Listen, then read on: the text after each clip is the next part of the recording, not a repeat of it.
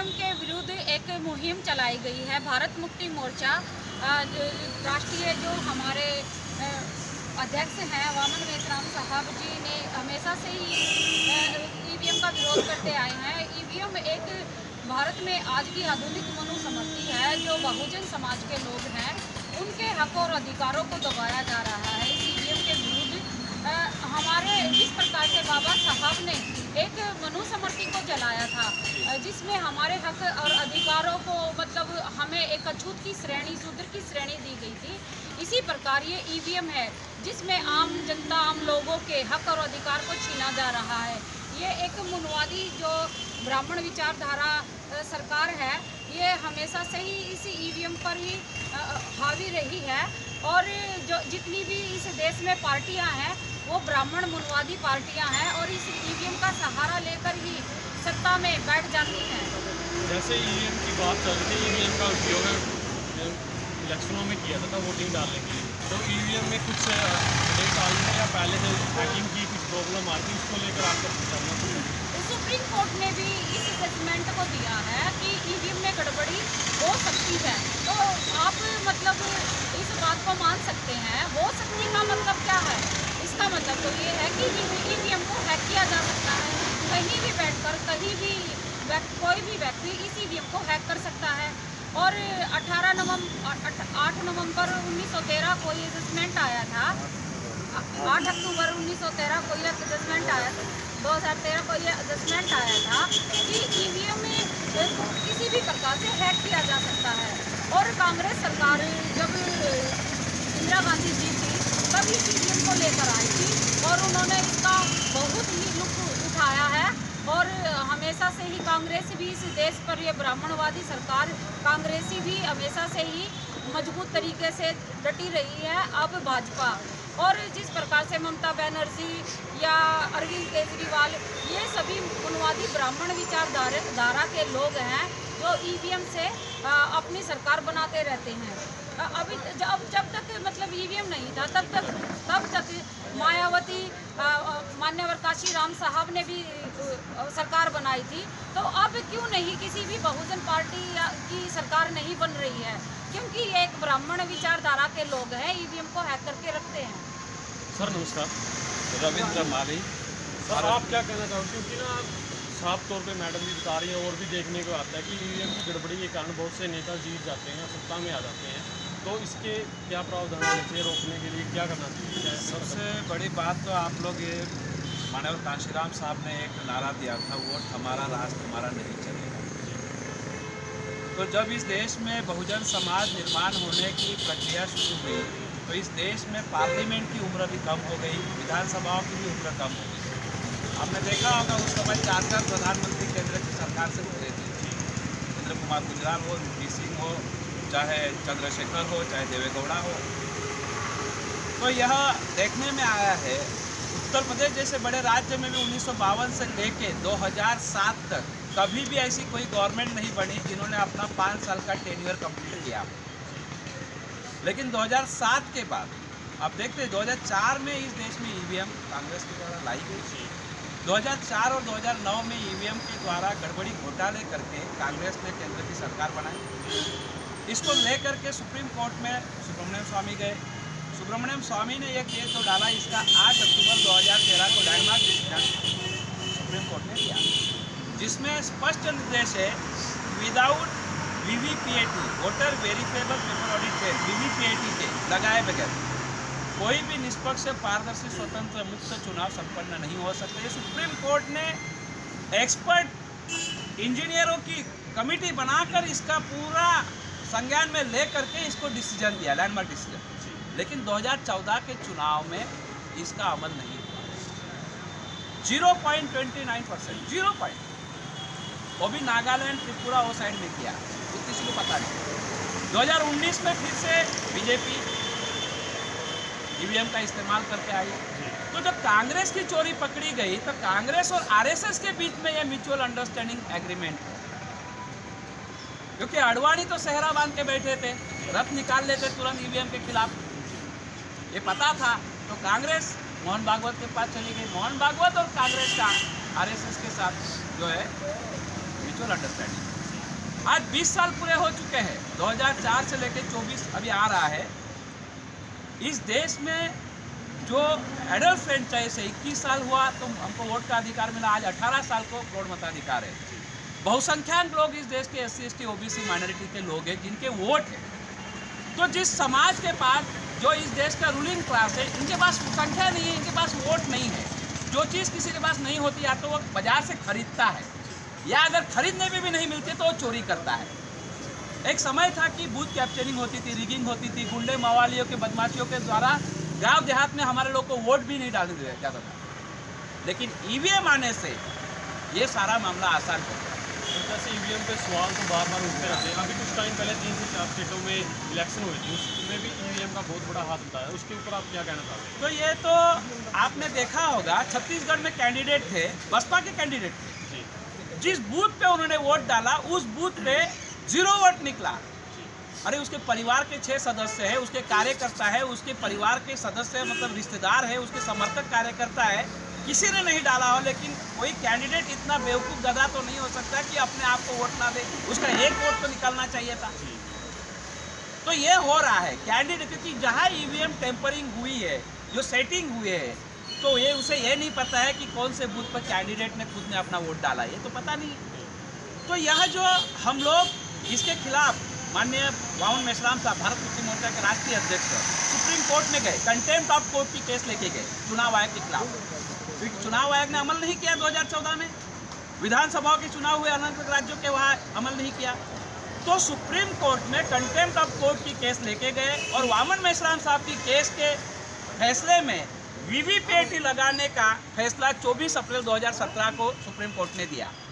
और नरेंद्र मोदी को आनंद फानन में कैबिनेट की मीटिंग लेकर के, रात को 2 बजे मीटिंग लेकर के ये बजट अलॉकेट करना पड़ा। 3,267 करोड़ से ऊपर ऐसा कुछ बजट है जिसके ऊपर VVPAT लगी। लेकिन VVPAT जो है, मशीन में गड़बड़ी जो होती है कंट्रोल यूनिट में, जैसे ब्रेन होता है हमारा, हमारे ब्रेन ने किसे वोट दिया, मतदाता ने उसको दिया, लेकिन वो वोट VVPAT में गया तो VVPAT का जो पेपर स्लिप निकलता है उससे काउंटिंग करना होता है, वो VVPAT का पेपर स्लिप का काउंटिंग नहीं हो रहा है। जैसे अगर आपकी बात को मद्देनजर रखते हुए देखा जाए, अभी 2024 में फिर से इलेक्शन है, हाँ। तो EVM का क्या प्रभाव पड़ेगा अगर ये बंद नहीं हुआ तो इसको लेकर हम पूरे देश में कश्मीर से कन्याकुमारी EVM भंडाफोड़ परिवर्तन यात्रा 2 बार निकाले, एक 2018 में, 2019 में। बाद में हेल्थ इमरजेंसी लगी और कोविड के वजह से 22 मार्च से तो कन्याकुमारी तक नहीं पहुंची। तो अभी हम लोग ने ये मामला किया है कि जन जागृति तो पूरी तरह से है, चल रही है। अभी चरण वाइज आंदोलन ये भारत मुक्ति मोर्चा के द्वारा चुनाव आयोग को भी अल्टीमेटम दिया कि अगर आप free fair and transparent election conduct करने की आप क्या प्रावधान कर रहे हो, ये जनता को दे इसका रिटर्न। आज चुनाव आयोग आपने देखा होगा, जैसे ही ये आंदोलन का ऐलान हो चुका है, स्कूल टीचरों को लगा दिया है, जिले जिले में, तहसील तहसील में, गांव गांव में कि ये EVM लेकर जा रहे हैं प्रात्यक्षिक में, कि देखो, जनता को बता रहे हैं कि देखो EVM में चोरी नहीं हो रही। अरे चोरी हो नहीं रही है, चुनाव आयोग कह रहा है कि हमारी EVM बिल्कुल प्रमाणित है। इस EVM को दुनिया का कोई पेटेंट नहीं है। चुनाव आयोग इतना झूठा है कि भारत में इलेक्ट्रॉनिक वोटिंग मशीन को कोई पेटेंट नहीं है। और चुनाव आयोग ने यह जो बात हम लोग कह रहे हैं कि अभी तो हम EVM में घोटाला हो रहा है, हमें EVM पे भरोसा नहीं है, ऐसा जो आम आदमी कह रहा है, हमें तो चुनाव आयोग पर ही भरोसा नहीं है, क्योंकि चुनाव आयोग चोर नहीं, चोरों का सरदार है। भारत के संविधान निर्माता ने इलेक्शन कमीशन को स्वायत्त ऑटोनॉमस बॉडी दिया है, स्वायत्त अधिकार दिए हैं। किसी भी केंद्र या राज्य सरकार या प्रधानमंत्री के प्रभाव में आके वो फैसले नहीं लेंगे। लेकिन आज भारत में ऐसा हो रहा है कि चुनाव आयोग केंद्र सरकार के नियंत्रण में है। बहुत बहुत धन्यवाद जी। और तो इसे खत्म करना है तो चुनाव आयोग के विरोध में हम लोग 31 जनवरी को पूरे लाखों की तादाद में पूरे भारत से लोग आएंगे और इलेक्शन कमीशन को यह आगाज देते हैं कि आप इस वर्तमान जो चुनाव प्रक्रिया है इसमें आमूल बदलाव करें, बैलेट पेपर से चुनाव करें। चुनाव आयोग कहता है कि पेपर स्लिप की गिनती करने में समय लगता है। अरे भाई, तुम 3 महीने से चुनाव लगाते हो, तुम्हें 3 दिन और गिनती करने में समय लग रहा है। और बढ़ा दो। संविधान में ऐसा कई प्रारूप नहीं है कि इतने दिनों में ही आपको गिनती करनी होगी या चुनाव संपन्न कराने होंगे। 3-3 महीना लेते हैं लोकसभा के चुनाव के लिए, 4 दिन लगा लो गिनती करने के लिए। जिसके लिए वीवीपीटी लगा तो पेपर स्लिप गिनती करो। तो इससे ये हो रहा है कि ईवीएम जब से आई इस देश में थर्ड फ्रंट गायब हो गया। रीजनल पॉलिटिकल पार्टियां बहुजनों की जो निर्माण हुई वो खत्म हो गई। आप पूरे भारत में देखो, या तो देश की जो संस्थाएं हैं, चाहे ईडी हो, सीबीआई हो, सुप्रीम कोर्ट हो, इसके माध्यम से बहुजनों के नेताओं को ब्लैकमेलिंग करके, उनके ऊपर कंधे पे तलवार रख करके, इनको ब्लैकमेल करके इनको सरेंडर किया जा रहा है, जेल में जाने का डर। जैसे अभी आपने एक वोटिंग काउंटिंग की बात की, पीछे सुनने में आया था कुछ स्टेट में इलेक्शन हुए थे कि जो काउंटिंग है जल्द से जल्द कर दी, 10 से 11 दिन के अंदर। अगर किसी और पार्टी की बात हो तो 2-2, 3-3 महीने ले लिए। आप छत्तीसगढ़ का देखोगे तो जहां वोटिंग हुआ उसके बाद 23 दिन मिले थे जी। वोटिंग होने के बाद काउंटिंग दिन तक 23 दिन का समय मिला था ही नहीं जी। और आपने कई बार देखे कि शमशान घाट में ईवीएम मिली है मध्य प्रदेश में। तो कई जगह पेटियां मध्य प्रदेश में जो एमएलए था उसको 50 वोट मिले हैं एक्स एमएलए को। तो ईवीएम पे हमारा, और दुनिया में जो प्रगत एडवांस कंट्री है जहाँ टेक्नोलॉजी एडवांस है, जापान हो, जर्मनी हो, इंग्लैंड हो, अमेरिका हो, ऑस्ट्रेलिया हो, दुनिया में कहीं पर भी इलेक्ट्रॉनिक वोटिंग मशीन का इस्तेमाल नहीं है। जर्मनी के सुप्रीम कोर्ट ने ईवीएम के ऊपर बैन लगा दी है। अगर साफ तरीके से मैं पूछूं तो 2024 में इलेक्शन आ रहे हैं, तो आप क्या चाहते हैं कि ईवीएम की जगह क्या पेपर, बैलेट पेपर से चुनाव हो जी। बैलेट पेपर से चुनाव हो। सरकार कह रही है इससे प्रदूषण होगा, इसमें पेपर वाला यूज होता है। अरे उस समय भी होता था। एक दिन ये जो अखबार है प्रिंट मीडिया के थोड़े कम छापो, चलेगा।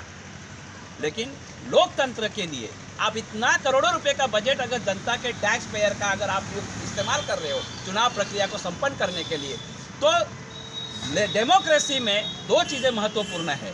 एक है free, fair and transparent election conduct करना, और दूसरा है सक्षम विपक्ष। आज विपक्ष को इतनी स्थिति में निकाल के रख दिया है कि वो विपक्ष की हैसियत में नहीं है। तो ये ईवीएम का खेला है। तो अभी ईवीएम हम चलने नहीं देंगे। 31 जनवरी के बाद ये अगर चुनाव आयोग इसके ऊपर कोई बदलाव नहीं लाता है तो 2024 में हमारे नेतृत्व वामन मेश्राम साहब जो भी आदेश देंगे वो हम लोग उसको अमल करेंगे 2024 के चुनाव में। सर आपका परिचय? रविंद्र माली, मैं हरियाणा प्रदेश प्रभारी हूँ यहाँ पे भारत मुक्ति मोर्चा के। विशेष तौर पे हम लोग इस रैली को जन जन तक जागृति, गांव देहात तक हम लोगों को ये जागरूक कर रहे हैं। मैडम मेरा एक सवाल था, जैसे 5 जनवरी से लगभग आप सभी धरनों पे चल रहे हैं, दिल्ली में भी काफ़ी प्रोटेस्ट कर रहे हैं, तो आगे क्या कदम रहेगा अगर बातें नहीं मान रहे तो?